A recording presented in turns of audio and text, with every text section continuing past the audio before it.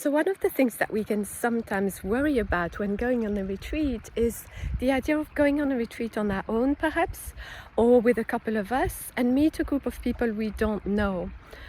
And actually I think one of the best parts about going on a retreat and being part of a group for 7 days in an idyllic place is the opportunity to meet new people and to strike new friendships and to perhaps meet people from different walks of life that we wouldn't otherwise have met.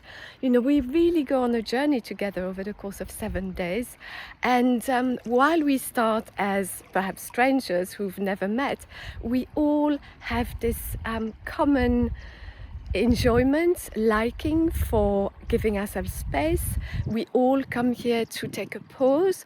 We all enjoy peace and quiet, beautiful places and sceneries.